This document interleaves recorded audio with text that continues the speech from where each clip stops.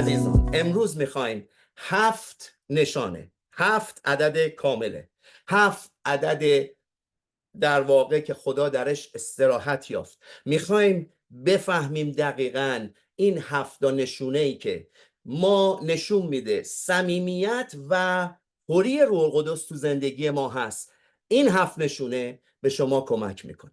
مثل این میمونه که انگار رفتید بیمارستان و میخواید آزمایش خون بدین، 7 چیز رو باید چک کنید: قند خون، چربی خون، آزمایش تیروئید و ببینید بالا پایین کجاست. میخواید چکاب روحانی بشید در راستای صمیمیت و پری روح القدس، این 7 که با شما در میون میذارم به شما نشون میده که واقعا کجا هستید که حالا بالا پایین شده درستش کنیم و خداوند به شما تو این قسمت کمک میکنه. و برای اینکه من این 7 نشانه پری و صمیمیت با روح القدس رو به شما در میون بذارم، این رو نیومدم از عهد جدید، چون انتظار میره وقتی صحبت از روح القدس میشه از عهد جدید. اتفاقا میخوام شما رو ببرم در عهد عتیق و لذت ببریم. عهد عتیق بی‌نظیره و حقایق کل کتاب مقدس کلام خداست و همش راجع به نقشه خداست، راجع به عیساست و تمامش برای ما تعلیمه. تشویقتون میکنم اگر عهد عتیق رو کم میخونید بخونید، عهد جدید بخونید، عهد عتیق بخونید. و حالا تو این صحبت میخوام شخصیتی رو ببرم که دقیقاً در عهد عتیق این 7 نشانه رو شما میبینید وقتی که در صمیمیت، در پری مس و روح القدس حرکت میکنه. شما میبینی 7 نشانه رو و جالب همین شخصیت وقتی که دور میشه از روح القدس،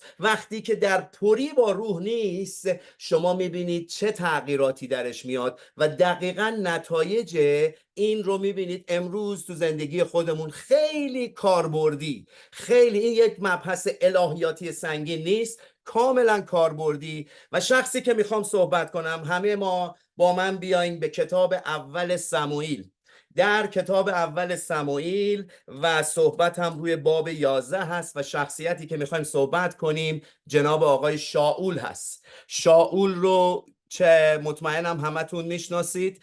شاول پادشاه شد، خدا انتخابش کرد، البته با زور مردم، دل خدا نبود. دیگه نمیخوام مفصل برم راجع به تاریخچش، ولی شاول وقتی ازش میشنوید اکثرا میگید ریکورد خوبی ازش نیست. درست میگید، چون تو پروندهش نااطاعتی میبینید. بله، مسح شده خداست. خدا به سموئیل میره برو شاول رو مسح کن برای مردم پادشاه بشه. عزیزان تو باب 9 و باب 10 اول سموئیل برید. وقتی من امروز صحبت باب 11 رو بخوام بکنم، ولی 9 و 10 رو برید بخونید، بعد 13 14 15 16 هم برید بخونید لطفاً. اینا تکلیف این هفته‌تونه، خیلی برکت توش عزیزان. ولی بر پایه این صحبتی که الان میخوام بکنم، شاول رو خدا پس میگه من اینو میخوام، بذار مردم، اینها تو رو رد نکردن سموئیل، منو رد کردن، منی که پادشاهشونم، ولی بذار بچشن که اگر پادشاه داشته باشن چطوره.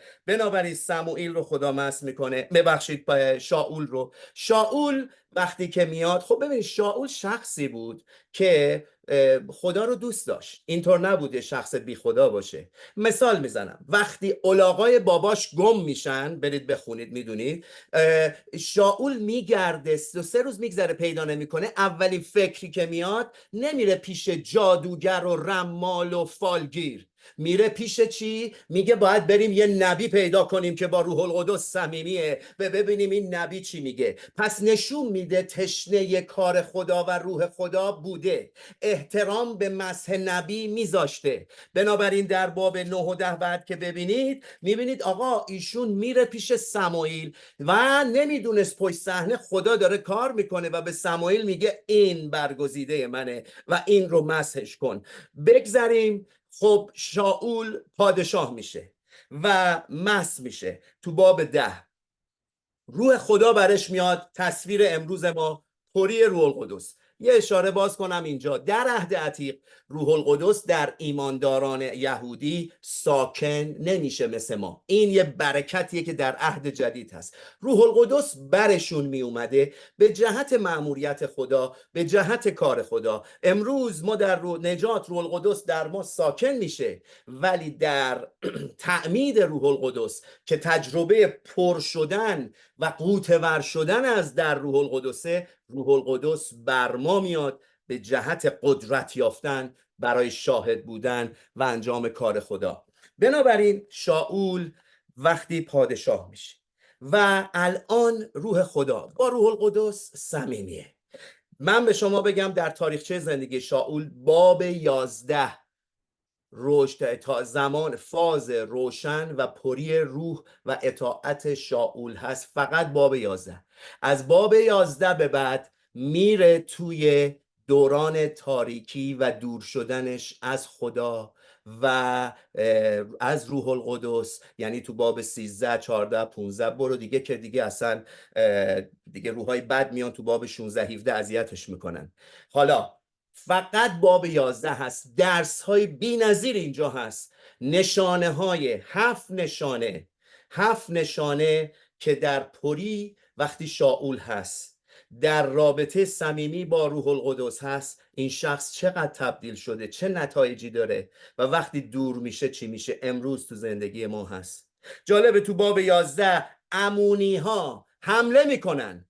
دشمن هست. با من صبورانه بیاین عزیزان. اینجا امونی ها حمله میکنن، دشمن وارد نقشه اسرائیل میشه و به طوری که قوم بنی اسرائیل عزیزان میان میگن که بیاین تسلیمشون بشیم و بندگیشون رو بکنیم. ترسیدن. امروز دشمن ما جسم و خون نیست. ما دشمن روحانی داریم و رئیسش دنیای تاریکی شیطان هست و به شکل‌های مختلف میخواد وارد سرزمین‌های زندگی ما بشه و ما رو به اسارت و به بند و با ترس، با نگرانی، با تلخی، با انواع مختلف. میخوام الان برداشت مکاشفه ایشو با من داشته باشید، ولی چقدر نقش روح القدس و صمیمیت روح القدس اینجا تاثیر داره. و جالب دشمنشون امونی ها تو باب 11 میگن باشه شرط ما اینه که با ما عهد ببندید و چشم راست همتون رو در میاریم. واو. امروز دشمن ما رو وسوسه میکنه بیافتی تو گناه، یه چیزی تو نقشه خارج از نقشه خدا زندگی کنی، بگی زیر فیضم. اون موقع چشمان روحانی تو در کوری روحانی باشه. فرزند خدا هستی ولی جلوتو نمیبینی. امروز میخوایم ببینیم چه نتایجی داره وقتی ما با روح القدس صمیمی هستیم. چشم روحانی باز داریم، گوش روحانی شنوا داریم، دهان روحانی مقتدر داریم و قلب پر از عشق و قدرت و دلیری خدا که بتونیم در این دنیای تاریک که 3 دشمن داریم، دنیا، شیطان و نفسمون که در ما ساکنه، غلبه کنیم. و شاول که پر از روح خداست، وقتی که این خبر میرسه به قوم بنی اسرائیل پخش میشه، شاول برخوردش به صورت آتشین با غیرت الهی، با پوره روح القدس شما خواهید دید به چه صورت هست. تو آیه 6 آیه باب 11 و آیه 7 میخونم، میگه چون شاول این سخنان رو شنید، روح خدا برش مستولی شد، خشم به شدت افروخته شد. این بهش میگیم خشم الهی، غیرت الهی. عیسی مسیح هم در هیکل اومد، وقتی دید اونجا دارن صرافی میکنن، خشم الهی اومد میزها رو واژگون کرد. غیرت الهی، این خشم گناه‌آلود نیست، خشم الهی هست، چون روح خدا برش مستولی شد. پس یه جفت گاو رو گرفته، تیکه تیکه قطعه کرد و به دست قاصدا فرستاد به کل اسرائیل و گفت هر که در عقب شاول و سموئیل بیرون نیاد، به این گاوها هر کاری که کردم با اونها خواهد شد. آنگاه ترس خداوند بر قوم آمد، مثل یک تن واحد بیرون آمدن تا بایستن. امروز جنگ ما جسمانی نیست ولی جنگ روحانیه. حالا اینجا و بعد آیه 12 و 13 هم با من بیاین جلوتر. و قوم به سموئیل گفتن کیست که گفته است آیا شاول بر ما سلطنت نماید؟ آن کسان را بیاورید تا ایشان را بکشیم. اینو داشته باشید ببینید چی میشه. چون کسایی بودن اونجا میگفتن شاول رو برای چی انتخاب کردی؟ آقا ما شاول رو نمیخوایم. شاول کیه؟ امروز تو زندگی شما همیشه دشمن دارید در بین مسیحی ها که میگن ما اینو نمیخوایم. ببینید برخورد چیه شاول، و میگه که شاول گفت کسی امروز کشته نخواهد شد. برخوردش با دشمناش و مخالفاش تو قوم خودش، زیرا خداوند امروز در اسرائیل نجات رو آورده. این یک خلاصه از این باب 11. من میخوام اینجا ببینیم برخورد شاول به عنوان شخصی که تو باب 11 پر از روح خداست، در صمیمیت 7 نشونه امروز کاربردی برای ماست. نشونه اول، خودتو چکاپ کن. وقتی در صمیمیت و پری روح القدس هستی، به جای توافق و سازش با دشمن، تقابل و مقابله با دشمن میکنی. آمین. امروز دشمن من و شما آدما نیستن. منظورم این نیست با آدما جر و بحث، منظور دنیای تاریکی. همتون میدونید که در باب 6 افسوسیان اصلا خدا اسلحه تام خداوند رو به ما معرفی کرده. میگه آدما جسم و خون جنگ شما نیست، با دنیای تاریکیه. در عهد عتیق دنیای فیزیکی رو میبینیم، در عهد جدید ما با دنیای روحانی در کار هستیم. بنابراین نشانه اول، کسی که با روح القدس صمیمی و پره با دشمن سازش نمیکنه. امروز با وسوسه هایی که سراغت میاد، با پیشنهادهایی که در شهر میشه، بیا حالا از اینجا بزن بیرون، یک کاری بکنی خلاف اراده خدا، یا یک گناهی بکنی. اتفاقا دشمن میخواد ما رو به گناه بکشونه، مثل عیسی مسیح در بیابان که بهش خط میداد دشمن. یادتون اولین وسوسه چی بود؟ بهش گفت اگر پسر خدا هستی به این سنگ بگو نان شه. باهاش داشت یک قرارداد، یک معامله میکرد. عیسی مسیح که پر از روح خداست، در صمیمیت با روح خداست، مقابله میکنه، توافق نمیکنه. میگه مکتوب است انسان نه محض نان، بلکه به هر کلمه‌ای که دهان خدا صادر میشه. خب تو داستان شاول ببینیم که ایشون وقتی خبر میاد تو آیه 1 و 2، قوم اسرائیل در منطقه جلعاد داشتن سازش میکردن. آره بیاین باهاش توافق کنیم. و دشمن گفت چشتون رو در میارم. امروز شیطان میخواد چشتو در بیاره، دید روحانی تو از دست بدی، گوشتو در بیاره، شنوایی روحانی تو از دست بدی، دلتو در بیاره، دل شفقت رو برای مردم و جانهای گم شده. با چی؟ گناه چشم و نابینا میکنه، نجاتو از دست نمیدی، توبه میکنی، ولی کور روحانی، ناشنوای روحانی، دلت سخت میشه وقتی تلخی، وقتی میگی نبخشش، این حقش نبود، میاد بهت خط میده، این کاری که با تو حقت نبود. پس بنابراین باهاش توافق نکن. وقتی خبر میرسه به گوش شاول در مورد این دشمن، شاول پر از روح، ببین چی کار میکنه. میگه بعد از شنیدن، تو اول سموئیل باب 11 آیه 6، خبر رو که میشنوه همه دارن زاری میکنن، همه مستعسلن. روح خدا بر شاول اومد، خشم الهی یعنی غیرت برانگیخته شد که بیسته.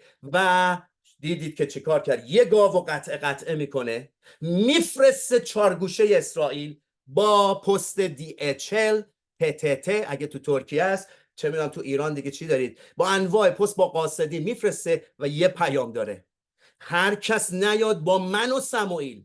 یادتون باشه گفتش من و سموئیل با رهبرش متحده، چون جلوتر دیگه متحد نیست وقتی با روح القدس صمیمی نیست، با رهبرش، با استادش، با کسی که بالا سرشه. میگه من و سموئیل هر کی نیاد گاواشونو همینجوری قطع میکنم. اینو من بهش میگم یک حرکت نتیجه کار روح القدس، غیرت الهی. امروز در زندگی عهد جدید ما ببین، شاول وقتی تحت روح خداست، مسح خداست، صمیمیت با روح القدس، با دشمن عهد نمیبنده، سازش نمیکنه با گناه، سازش نمیکنه با هدایت هایی که از خدا نیست. عزیزان، مردم میان به شما خط میدن: بیا این بیزینس رو شروع کنیم، از خدا هست یا نه؟ یه دفعه میبینی یه چیزی از دست دادی.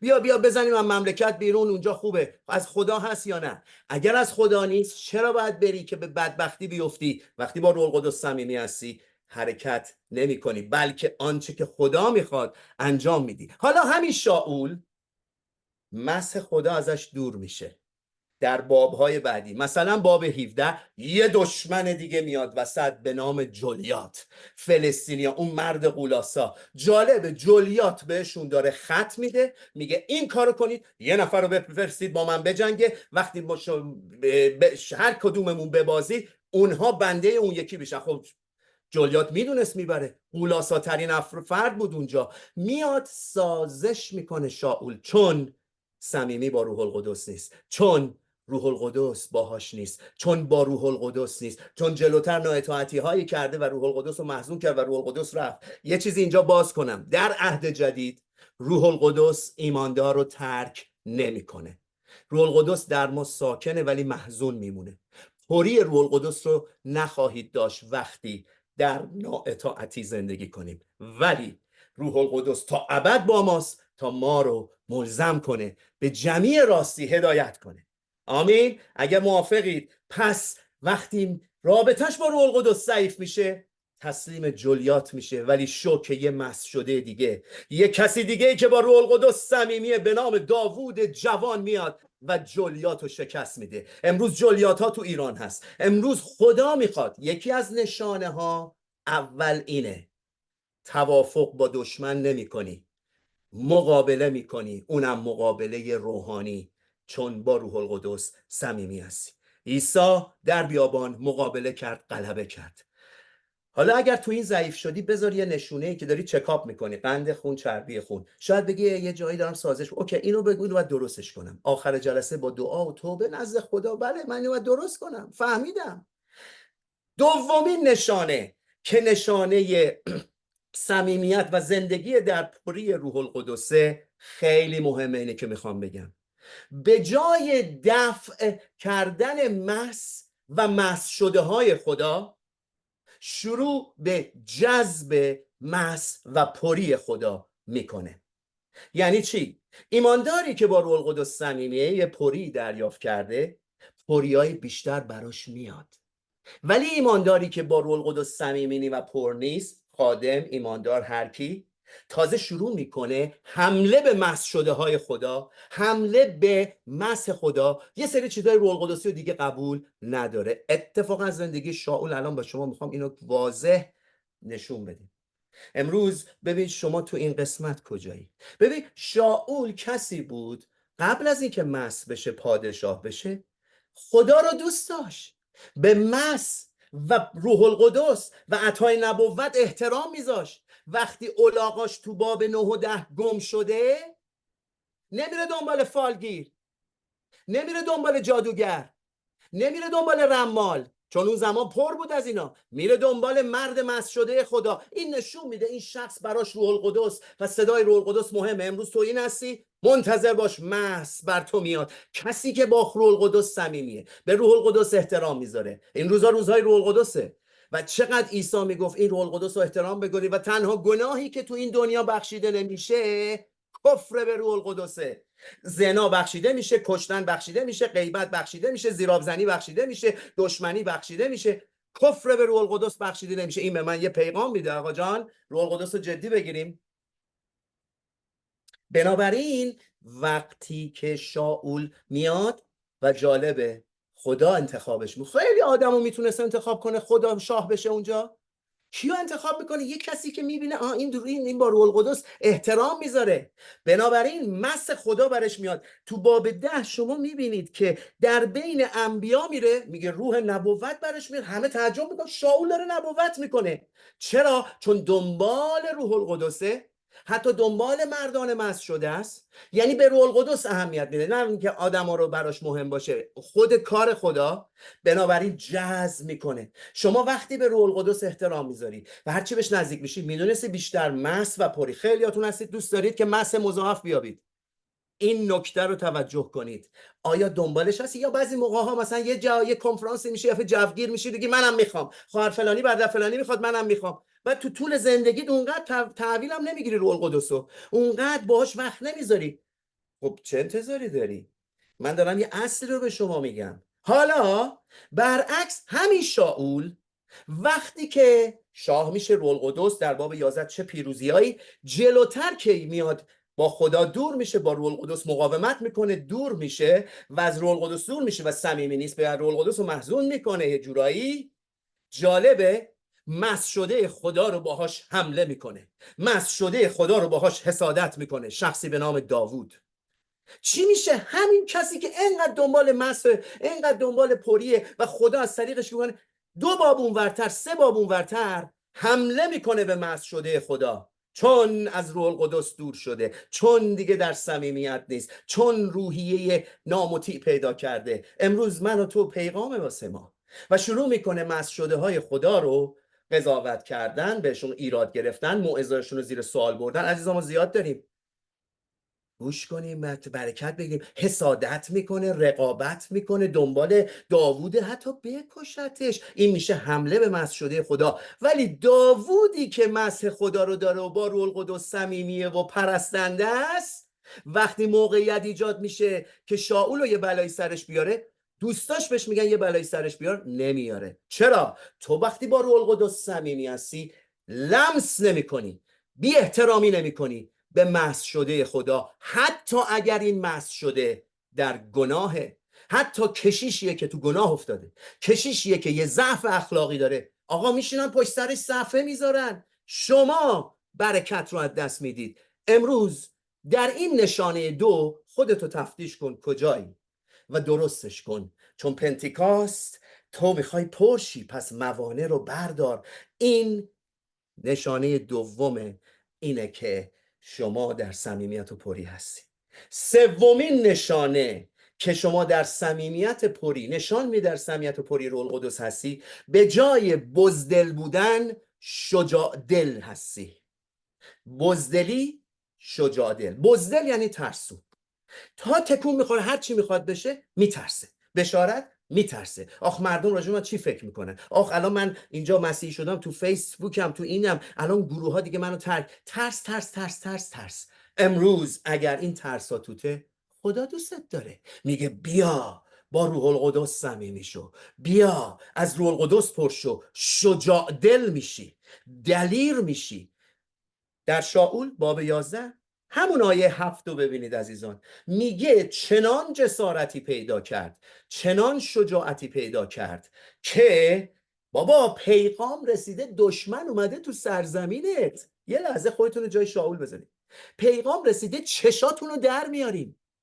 شاول نمیترسه چون پر از روحه، ولی وقتی خالی از روح هستی میترسی، سازش میکنی، عقب میکشی. چند تاتون الان هست یه ترسای سراغت اومده؟ امروز این برای توه که آخر این جلسه بریز این ترس ها رو و پر شو از این قوت و شروع کن به صمیمیت با روح خدا. میگه شاول در آیه 7 یه جفت گاو رو گرفت، قطعه کرد. این شجاعت میخواد. ببین فرستاد به کل اسرائیل، 12 سبت اسرائیل پخشش کرد توسط قاصدان. امروز من گفتم مثل پست دیچل و پتته و انواع پستایی که تو ایران هست، پخش کرد و گفت هر کی از پی شاول و سموئیل، خودشو تنها نمیگه، حالا این نمونه بعدی، با سموئیل متحد با رهبرش، خودمحور نیست، جلوتر خودمحور میشه. کسی که از روح القدس پره خودمحور نیست، دیگران هم دخیل میکنه. شاول و سموئیل، من و رهبرم، نه من تنها، بیرون نیاد با گاواش چنین خواهم کرد. دلیری که مردم رو به طور مصری دلیر میکنه. امروز خدا میخواد در ایران با روح خدا تو دلیر شی، حکیم شی. دلیری حکیمانه نشانه ای هست عزیزان. با روح القدس شاول جسارت داره برای مأموریت خدا. ببین وقتی میگم جسارت برای مأموریت، این مأموریت خدا بود، برای مأموریت بزرگ جسور میشی. این یکی نشانه سوم صمیمیت و پری با روح القدسه. بدون مس و دور شدن روح القدس از شاول که صمیمی نبود، شاول متعادل میشه. آخ همه ناراحت نشن، آخ هر جای بشارت ندم، آخ پشت سرم حرف نزنن، آخ محتاط و محافظه کار میشه. پس تفتیش کنیم شاگردان عیسی مسیح در همین بعد از پنتیکاست، اینایی که محافظه کار شدن، رفتن مخفی شدن، حالا میرن بعد از پنتیکاست دلیرن، حکیمن و سخن میگن. میگه باب 4 اعمال رسولان آیه 13 داشته باش، چون جسارت و دلیری پتروس و یوحنا رو دیدن این آخوندهای یهودی، دریافتن آنها مردانی هستن آموزش ندیده، شگفت زده شدن این قدرت و جسارت از کجاست؟ متوجه شدن با عیسی بودن. میخوای مردم متوجه شن تو ایران، تو ترکیه، تو اقوام شما از دلیری شما؟ نه، عیسی یه کاری تو کرده، من میخوام بیام سراغ عیسی. عزیزان، نشانه سوم، یه چیز بهت بگم، اینو بنویس داشته باش. صمیمیت با روح القدس شاکلید دلیریه و دلیری شاکلید پادشاهی خدا و آیات و معجزات. شما بخواید از دستات آیات و معجزات تو این دنیای تاریک که دارن بت پرستا معجزات میکنن، دلیری میخواد. چون که میای دعا کنی برای مریض، نکنه شفا نگیره، میتر. این نیاز به صمیمیت روح القدس داره تا بتونی اون لحظه ازش بشنوی چطور برای اون سرطانی دعا کنی تا جلال خدا نمایان شه. این دلیری میخواد و دلیری صمیمیت میخواد و پری. کلیدو بگیر و انجام بده. 4، نشونه 4 که در شاول در همین باب 11 میبینی که میخوای خودتو چکاپ کنی، در صمیمیت و پری روح هستی، به جای ترسیدن از مردم رسیدن به مردم میکنی، یعنی خدمتشون. به جای وحشت از مردم خدمت به مردم. به جای فرار از مردم قرار بر مردم، قرار برای خدمتشون، دردشون رو بشنوی. نگی نه کار دارم فعلا من خودم بدبختم به بدبختیام.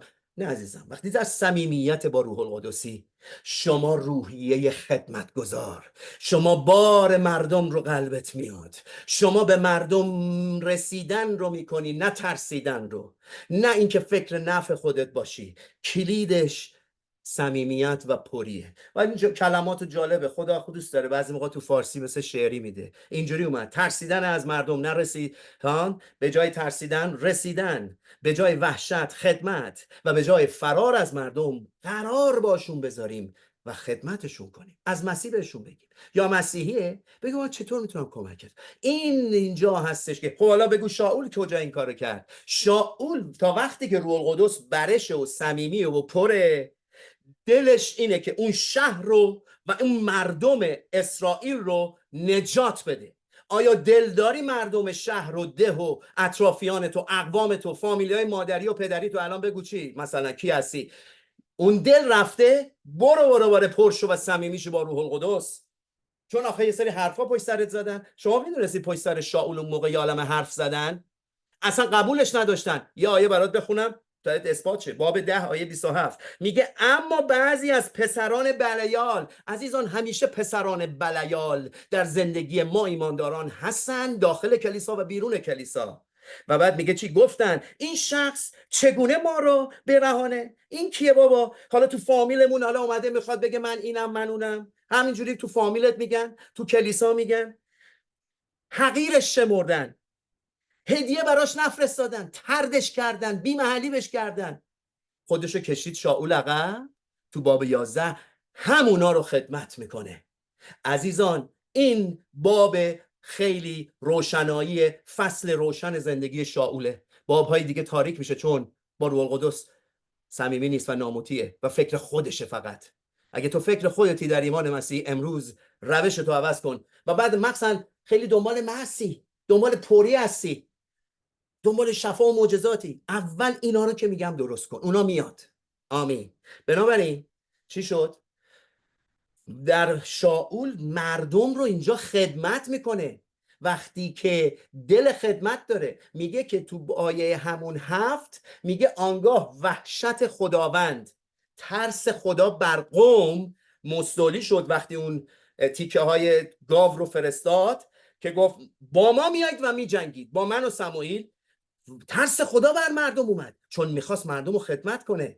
و تمامی مردان اسرائیل همچون یک تن یکی اومدن. یعنی میشه خدمت گذاری. دقت کنید این جمله که به شما میگم. وقتی روح القدس با شاول اومد، پر در صمیمیت بود، ترس از خدا بر مردم بود و مردم رو خدمت کرد. میخوای مردم حرف تو بشنون، ترس خدا توشون بیاد، شما با روح القدس صمیمی باش، ببین مردم چطور بهت گوش میدن. سعی نکن با روش های تهدید مردم رو کنترل کنی.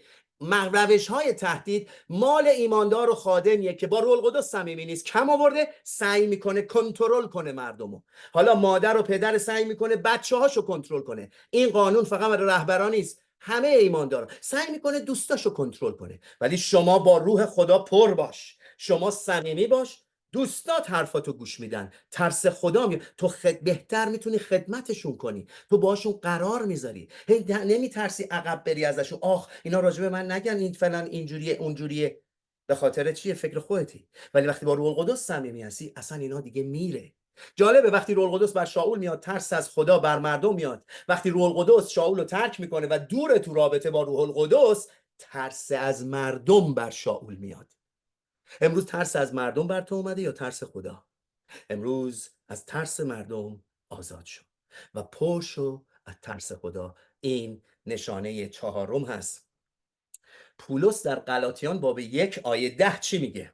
عاشق این آیه‌ام، مطمئنم خیلیاتون میشناسید. میگه آیا تایید مردم رو میخوام یا خدا؟ ما ایرانی جماعت خیلی دوست داریم مردم رو راضی نگه داریم، این جز فرهنگمون هست که بد نیست، خوبه، ولی تا چه حدی؟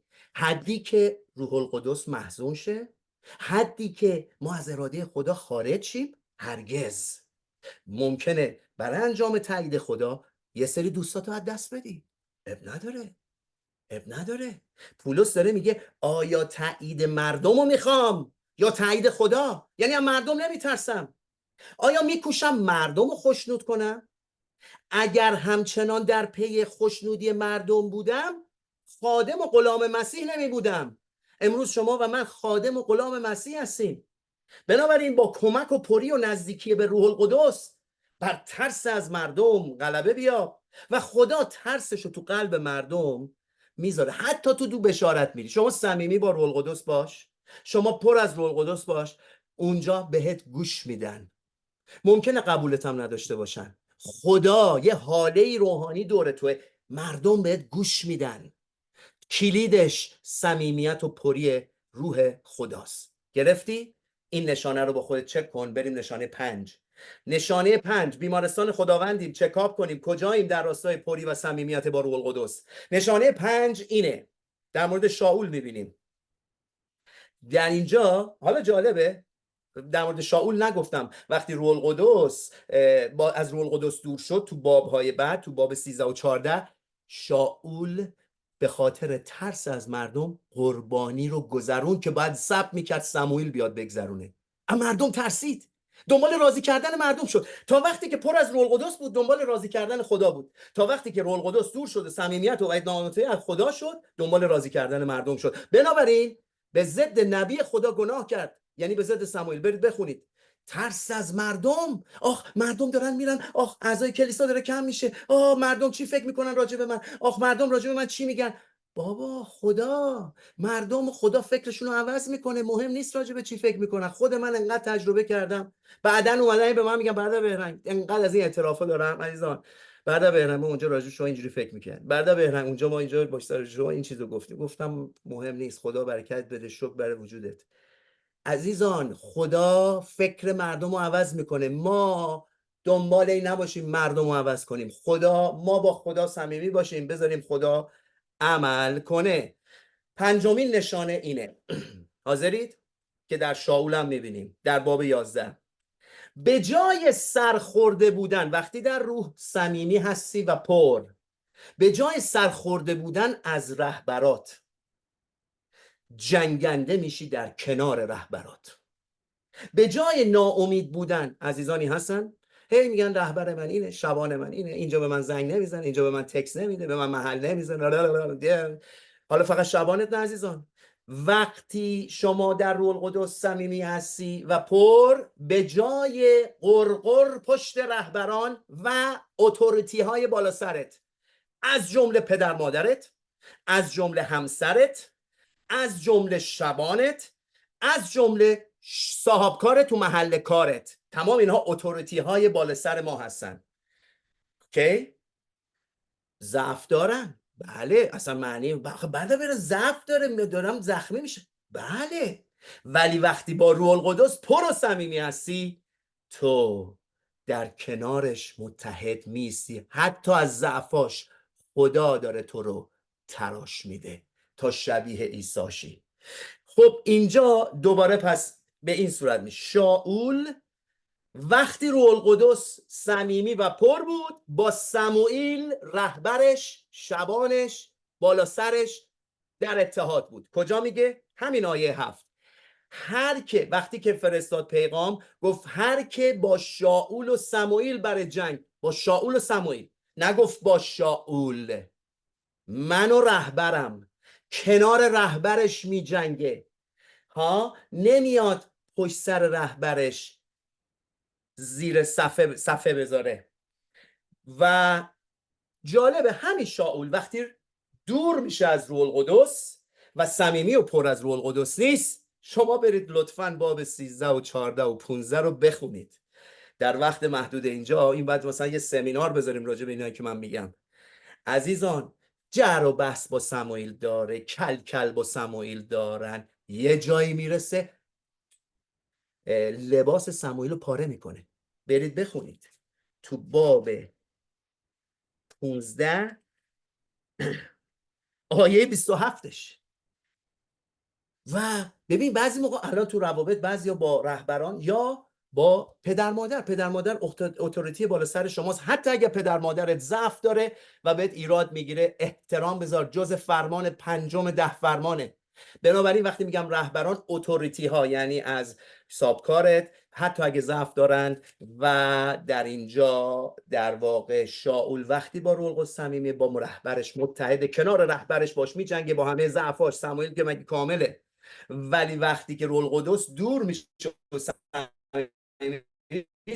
آقا قرقر جر و بس با رهبر. امروز حالا با مادر پدر، با اتوریتی، با سابکارت. شما خوانده شدید تو محل کار با پری روح القدس شاهد باشی سابکارت ایراد داره ولی شما بدرخشی. این فقط با پری و صمیمیت روح القدس میشه و اون یه میگه این یه فرقی با بقیه کارمندای من داره، این یه فرقی با بقیه اعضای کلیسای من داره. بعد میبینیم آهان. بنابراین بدون روح القدس و دوری روح القدس، ما که روح القدس رو داریم، یعنی دوری و خالی بودن از روح القدس، همش تو استحکاکی. بنابراین بیاییم اینو درستش کنیم. من یه چیز بگم، اونایی که دوست دارید پر از مس باشید، اونایی که دوست دارید مس هاتون بره بالا، دارم به شما یه شاک کلید میدم. اینا مرواریدهایی تو این صحبت هاست. شما نمیتونی تو مس پیشرفت کنی اگر با رهبرت و کسی که خدا بالا سرت گذاشته، حالا رهبرت، پدر مادرت، هر کی که خدا میدونی از آسمان تعیین کرده، همش تو بحث و مبارزه ای.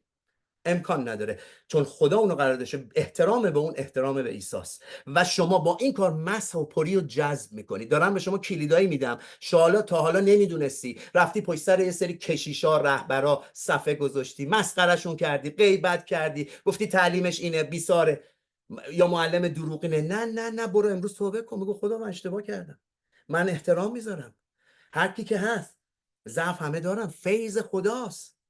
و این جمله رو داشته باش. داوود، برعکس داوود رو ببینید. داوود پر از روح میشه، صمیمی با روح القدس، پرستنده، میره جلو. رهبرش کیه؟ شاول. برید تو باب 17 بخونید، تو باب 16 و 17. رهبرش یعنی آقای شاول که روح القدس الان دور از روح القدس، به ضدشه، بهش مزراق پرت میکنه، بهش تیکه میندازه، دنبالشه، بهش حسادت میکنه. چنین رهبری داری که بهت حسادت میکنه؟ ای عضو کلیسا، مثل داوود برخورد کن. داوود همیشه احترام شاول گذاشت چون پر از روح و صمیمی با روح القدس بود. حتی جایی که میتونه بکشتش نمیکشتش. دوستاش میگن بکشش، زیرابشو بزن، نمیکنه. میگه این مست شده خود. درسته الان تو ضعفه ولی من احترام رهبرمو دارم. عزیزان اینا مهمه. حالا اگر میخواین با اقتدار در ایران پس کوچه های ایران قدم بزنی، ترکیه قدم بزن، هر جای این دنیا هستی راه بری شاهزاده و با اقتدار، باید زیر اقتدار مطیع زندگی کنی، وگرنه مس خدا کار نمیکنه. این یه شاکلی دارم بهت میدم. عزیزانی هستن، خادمینی هستن، نه من مثل پولسم، من نباید به کسی جوابگو باشم، من با عیسی تو تنهایی. عزیزم شما مست اضافه نخواهد شد، امکان نداره. روش خدا این نیست. میخوای با میخوای حرف بزنی، جایی میری مریضی ها اطاعت کنن، دیوها اطاعت کنن، با اقتدار عیسی مسیح راه بری، زیر اقتدار، حتی اون اقتدار ضعف داره، مطیع باش، برکت بده، صمیمی باش، متحد باش. و این نمیشه به جز پری و نزدیکی با روح قدس. اگه متحدیم بگیم آمین و اینو درستش کنیم. نشانه ششم چکاب روحانی، آزمایش خونه. ببین اینجا کجایی؟ وقتی در پری و صمیمیت هستی، به جای دلگیر بودن از دوستات ایمانداران، دلسوزشون میشی، محبتشون میکنی، حتی دشمنات رو. آیا عیسی نگفت دشمنان خود رو محبت کنید و دعای خیر کنید؟ عزیزم بدون پری روح القدس و صمیمیت با روح القدس امکان نداره. و بعضیاتون هستید اینجا واقعا دردمندید، زخمی شدید از دشمنان و خداوند درکت میکنه. بیا تو این پنتیکاست، پر شو از روح خدا، صمیمی شو با خدا، عین عیسی مسیح بالای صلیب. میبخشیشون، میگی نمیدانن چه میکنن. نه فقط بعضی انقدر دوستا و نزدیکانشون همسر دلگیرن، حتی ایمانداره دیگه، حالا برسه تا دشمن، اصلا دشمنشون نه نه نه. اگر تو این دلگیری هستی، نشون میده که یه ذره دوری از روح القدس، نزدیک شو، دلگیری تو بریز بیرون، بذار روح خدا در برت بگیره. تو زندگی شاول کجا بود؟ تو باب 11 آیه 12 و 13 میبینید. آقا شاول دشمن داشت اون وسط. بهتون گفتم تو باب 10 آیه 27 گفتن این کی انتخاب که حقیرش کردن، خارش شمردن، کوچیکش شمردن. بعد میگه آنگاه قوم به سموئیل گفتن، حالا اینا پیروزی اومدن، تمام امونی‌ها رو شکست دادن. اینجا آیه 12 بعد از شکسته گفتن آیا شاول بر ما پادشاهی کنه؟ چرا مردم گفتن؟ چون یه سری نه اینجوری گفتن، کیست که داره میگه شاول بر ما پادشاهی کنه؟ یعنی یه سری صداها هست، پسرای بلیا میگن این شاول کی آوردید، ما اینو نمیخوایم، فلان فلان. دشمن داشت، یعنی اونا رو بیاریم همینجا بکشیم. مردم گفتن. امروز کسایی مثل این داری، میخوای سر به تنشون نباشه. امروز شاید تو با چاقو نمیکشی، ولی زبونت با غیبت و قضاوت قشنگ میبره و میکشه شخصیت افراد رو. اگه پشت سر فلان خادم، فلان دوست، فلان رهبر صفه میذاری، دلتو جای دیگه خالی میکنی، امروز اون شخص رو داری میکشی. و وقتی که گفتن میکشی، شاول پر از روح خداست، میگه هیچ کس در این روز کشته نمیشه. هللویا. همین شاول با روح القدس دور میشه، دنبال مس شده خداست که بکشتش. جناب آقای داوود کلیدش چیه؟ پری روح القدس. وقتی صمیمی با روح القدسه، دشمناشو محبت میکنه، نمیکشه. وقتی روح القدس دور شده، دوستشو، کسی که براش ساز میزنه دیوها برن کنار، کسی که باعث برکتش جناب آقای داوود رو دنبالشه، بکشتش. امروز این معادله کلام خداست. تو کجایی تو این معادله؟ پر شو از روح خدا و عوض کن. اگر جایی هست شما وقتی از روح خدا پری، برای دشمنات بدی نمیخوای، دل خدا رو داری، دل سوزشون میشی، براشون شفاعت میکنی، نیکویی میخوای. موسی دلش سوخت واسه قوم که رفتن گوسای طلایی ساختن، چون موسی بالای کوه 40 روز در حضور خدا بود، در اون صمیمیت شفقت یافت و شفاعت میکنه. بابا رحم کن خدایا، اینا رو نکش، اینا خراب کردن. امروز دشمنا هستن، امروز تو کلیسا گناه میبینی، بعضیا نشستن نبوت خدا میگوید این در این کلیسا. نه من شما، این خدا در عهد جدید چنین نبوتی نمیده. کلیسا در عهد جدید بنا میکنه، شفاعت میکنه، چون روح القدس روح شفاعت و دلسوزی و شفقت برای دشمنان حتی. آمین. وقتی روح خدا ترکش میکنه، دور میشه، دنبال کشتن نزدیکترین کسانشه. آقای شاول، امروز من و تو میتونیم این باشیم. خودمون رو چک کنیم. آخرین نشانه که تموم کنیم این مبحث رو، هفتمین نشانه، وقتی که در پری و صمیمیت با روح القدس هستی، به جای خودمحوری، عنوان و مقام محوری، پوزیشن، تایتل، درجه، تحصیل، میشی مأموریت محور و مسیح محور. فوکوست هدف خداست. دقیقا این رو به جای جاه طلبی، مأموریت طلب و پوزیشنی که در مسیح داری مهمه. اتفاقا تو زندگی شاول میبینید، شاول وقتی از روح خدا پره و صمیمیه که دقیقا اینجا شما میبینید در همین باب 11 یکی از بابهای روشن زندگی شاوله، ایشون دنبال فقط مأموریت خداست، قوم خدا رو نجات بده. امروز مأموریت عیسی چیه؟ آقا نجات بدید، بشارت بدید، شاگردسازی کنید. بعضی موقع ها ما فقط حالا اول فکر کارهای خودمونیم، حالا 2 تا شاگردم بسازیم، اول خودمون کارهای خودمون رو بکنیم، حالا 2 تا بشارت هم بدیم. نه نه نه، عمه وجود. وقتی شما در صمیمیت و پری روح خدایی، شما مأموریت طلب و مسیح محور میشی، نه خود محور. شاولی که پر از روح خداست و صمیمی با روح القدسه، تمرکزش روی مأموریتیه که تو اونجا داره، شهر و کشور و اسرائیل رو نجات میده.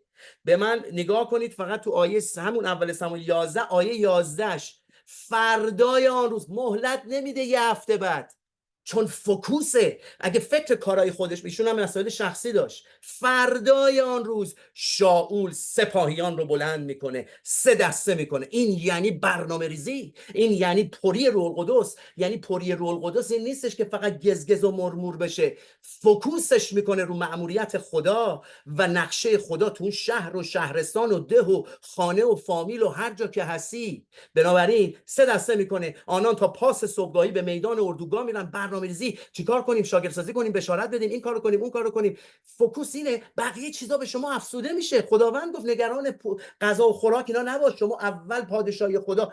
این نمیشه اگر تو پر از روح القدس نباشی. وقتی پر از روح القدس نیستی و صمیمی با روح القدس نیستی، چیزای دیگه بهت خط میده. حالا فکر این باش اول.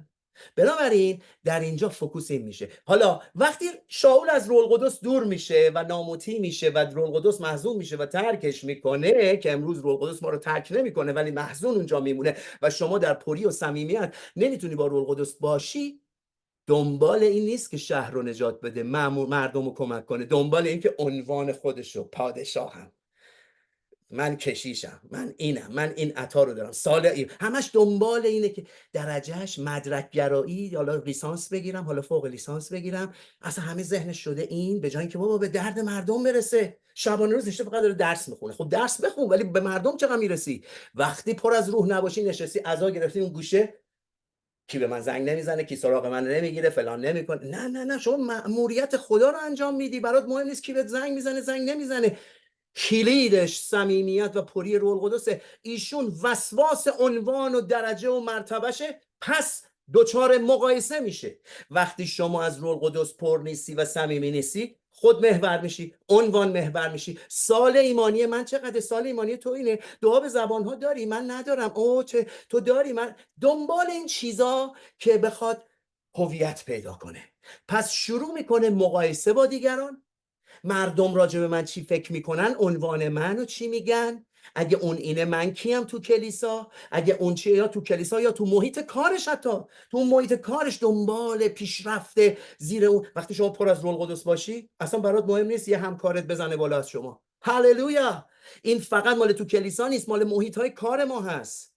بنابراین دنبال این که الان من چند تا فالوور دارم، او فالوورای فلانی بیشتر، اینا همش نشانه خلأ روح القدسه.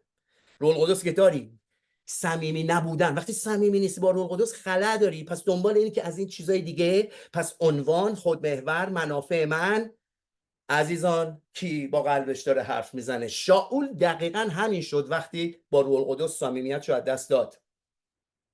تا وقتی که صمیمی بود، فوکوسش مأموریت، نجات شهر، جنگ. هللویا!